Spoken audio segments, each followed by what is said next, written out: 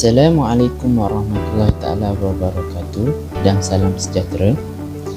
Saya Amirul Amri bin Muhammad, nombor pendaftaran 13 DTK 21F2016. Pada hari ini saya akan membuat analisa dan ulasan tentang isu perpaduan nasional daripada plot cerita filem iklan Maxis Hari Kemerdekaan dan Hari Malaysia yang bertajuk Apalah Generasi Ini. Objektif yang pertama adalah mengenal pasti isu-isu perpaduan di dalam filem. Yang kedua, mengenal pasti keperhatian sosial di dalam filem. Yang ketiga, mengenal pasti cabaran kelestarian perpaduan di dalam filem. Dan yang keempat, mengenal pasti digitalis membantu perpaduan. Dan yang terakhir adalah memberi cadangan dan idea baru terhadap isu perpaduan di Malaysia. Di kancah filem ini dikeluarkan pada 23 Ogos tahun 2022. Maxis telah melancarkan filem bagi Hari Kebangsaan dan Hari Malaysia yang bertajuk Apalah Generasi Ini. Filem ini telah mendapat lebih 1.8 juta tontonan di YouTube dalam tempoh 3 hari. Filem ini bertujuan mengiktirafkan belia Malaysia sebagai pemimpin kini dan masa depan selain meraihkan semangat mereka yang berani dan progresif dalam menghadapi kemungkinan baru. Filem ini mengisahkan tentang beberapa anak muda tempatan yang cuba mencari pekerjaan dalam masyarakat yang patuh dengan norma baru. Respon temu duga mereka didedahkan dengan cara yang unik dan kita akhirnya mendapati bahawa individu-individu ini ialah content creator dan pembuat video yang mempunyai kemahiran digital untuk berkembang maju pada masa hadapan. Isu-isu perpaduan di dalam filem, perpaduan melalui pendidikan. Pada minit ke-1.36, kita dapat melihat seorang wanita yang berbangsa Melayu secara atas talian mengajar anak didiknya. Di skrin komputer beliau terdapat pelbagai kaum yang menjadi anak didiknya, tidak mengira umur, kaum dan agama. Selain itu, beliau dapat berkomunikasi dan bergaul dengan pelajarnya walau berbeza bangsa. Pada pendapat saya, tiada halangan maupun larangan bagi kita sesama masyarakat yang berbilang kaum untuk bergaul sesama manusia, walau berbeza agama dan bangsa itu sendiri. Pembelajaran bahasa dapat membantu mengembangkan kemahiran interaksi sosial dan hubungan yang menggalakkan antara semua individu serta dapat berurusan dengan individu yang berlainan kaum. Hal ini juga akan meningkatkan keyakinan diri kita dan mengelakkan kita daripada tertipu apabila berurusan dengan orang lain. Setelah diamati dengan lebih terperinci, saya berbangga kepada sesiapa yang mempunyai bakat atau mempelajari pelbagai bahasa selain dari bahasa kebangsaan. Saya mencadangkan supaya pengarah filem menambah watak yang fasih berbahasa bagi menolong pelancong-pelancong luar yang datang ke Malaysia untuk berkomunikasi dengan penduduk tempatan. Isu yang kedua adalah prihatin dalam memberi pertolongan kepada golongan yang memerlukan. Dalam babak ini menunjukkan seorang content creator dan live streamer yang memberi pertolongan kepada golongan yang memerlukan dengan hasil yang diperolehi daripada streamnya. Perpaduan dapat dilihat melalui penerimaan masyarakat kepada sesuatu yang positif oleh seseorang individu. Babak ini menunjukkan kegembiraan mereka daripada tindakan content creator tersebut yang dapat meringankan beban mereka. Pada pendapat saya, keprihatinan ini merangkumi pelbagai lapisan masyarakat sama ada ahli keluarga dan saudara mara, jiran tetangga, rakan sekerja dan ahli masyarakat tanpa mengira kaum dan agama. Di dalam Islam menjelaskan kepentingan berbuat baik kepada orang lain. Kita diperintahkan berbuat baik kepada ibu bapa, saudara mara, jiran tetangga, tetamu dan sahabat.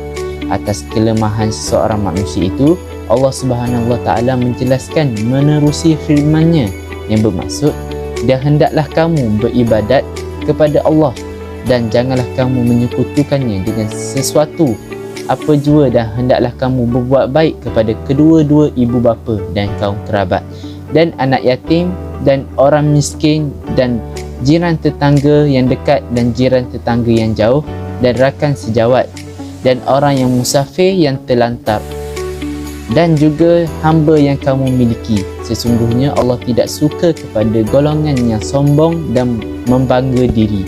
Surah An-Nisa ayat 36. Kesannya masyarakat dapat mengeratkan lagi hubungan silaturahim antara mereka dan menghapuskan sifat ego atau pentingkan diri. Amalan ini perlu diterap dalam diri mereka untuk terus bersatu padu dalam berusaha menghasilkan sesuatu yang berfaedah demi kesejahteraan negara. Saya bercadang supaya pengarah filem menunjukkan kesan daripada sifat yang ditunjukkan kepada masyarakat, tidak mengira kaum, bangsa dan agama, bagi menjedarkan masyarakat tentang kepentingan perpaduan di dalam negara. Isu perpaduan ketiga adalah cabaran dalam menyesuaikan diri dalam norma baru. Di awal filem, kita dapat melihat bahawa kumpulan belia ini dicemuh oleh masyarakat setempat. Tetapi itu bukanlah masalah bagi mereka. Dengan keyakinan diri dan usaha mereka dapat mencapai matlamat mereka dengan sempurna. Di akhir filem, penemu duga merasa bangga dan berpuas hati dengan jawapan yang diberikan oleh calon-calon temu duga. Pada pendapat saya, generasi kini perlu diberi kesedaran dan galakan untuk tidak mengendahkan kata orang yang akhirnya akan membawa kerugian kepada diri sendiri. Setiap lapisan masyarakat, keluarga dan individu perlu memberi sokongan antara satu sama lain dan perlu mengamalkan sifat yakin akan diri mereka serta terus berusaha untuk mencapai matlamat yang tersendiri.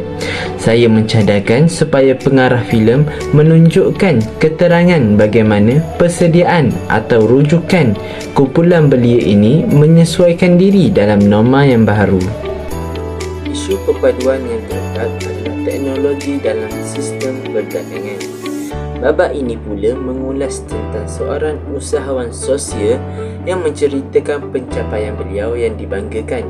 Beliau memuat naik video dan mempromosikan produk beras tempatan secara online bagi membantu petani tempatan supaya semua rakyat Indonesia dapat membeli pelbagai jenis beras yang dihasilkan oleh mereka, dan ia juga dijadikan sebagai sagu hati. Pada pendapat saya, perniagaan dalam talian amat popular dan digemari oleh masyarakat pada masa kini. Kaedah perniagaan ini mudah dimulakan dan dijalankan dengan modal yang rendah, dan kita dapat melihat bagaimana kaedah ini dapat membantu para petani tempatan dengan memuat naik video di laman sosial atau media.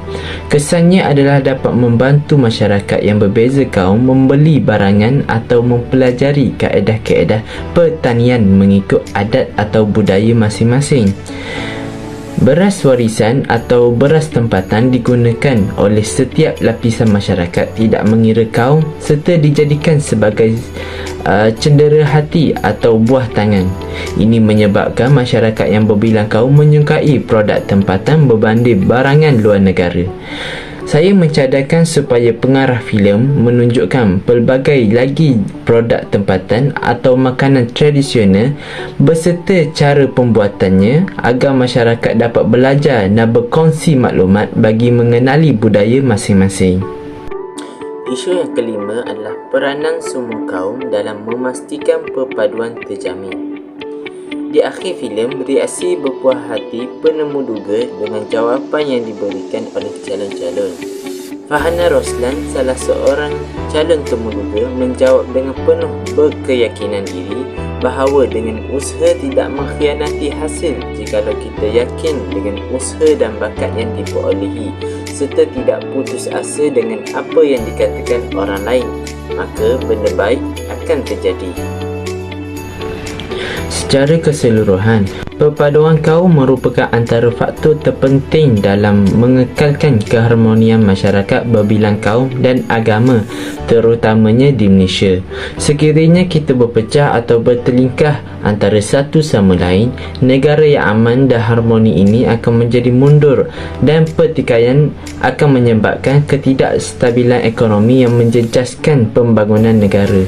Masyarakat Malaysia perlu menjadi penggerak utama dalam membentuk dan mengekalkan perpaduan antara kaum dan usaha untuk mencapai matlamat ke arah status negara maju serta memastikan pembangunan ekonomi negara yang stabil dan konsisten. Saya bercadang supaya pengarah filem menyiarkan penggalakan tugasan atau kumpulan yang terdapat di dalamnya pelbagai kaum bagi menyelesaikan sesuatu pekerjaan. Ini dapat merapatkan silaturahim antara kaum serta menjamin perpaduan kaum di Malaysia. Ketua Jenama dan Pemasaran Maxis, Tai Kam Leong, dalam satu kenyataan berkata, syarikat itu diilhamkan oleh generasi baru rakyat Malaysia yang menjiwai semangat sentiasa berada di hadapan sambil sentiasa mengiktirafkan semula maksud hidup, bekerja dan bermain dalam dunia digital ini. Kesimpulannya, penggunaan laman sosial dengan bijak mampu memberikan faedah yang berganda kepada kehidupan kita. Penerapan etika yang baik dan mempelajari pendekatan interaktif dalam aplikasi-aplikasi media adalah perkara utama dalam memanfaatkan laman media sosial. Maka setiap pihak, terutamanya ibu bapa, hendaklah bersama-sama celik ilmu dalam menggunakan laman sosial media agar anak-anak juga memanfaatkan penggunaannya dengan baik sebaik mungkin. Seperti peribahasa Melayu, kat mana tumpahnya kuah kalau tidak ke nasi, yang berbau maksud jika ibu bapa menunjukkan teladan baik, maka baiklah perangai anak-anak mereka. Jika sebaliknya, maka buruklah akibatnya. Marilah kita bersama-sama mengatur langkah menjadi rakyat yang bijak dalam menggunakan teknologi agar dapat melahirkan negara yang berdaya saing dan kompetitif dalam era kemajuan globalisasi ini. Semoga kita dapat mengekalkan perpaduan di negara kita sehingga ke generasi yang akan datang.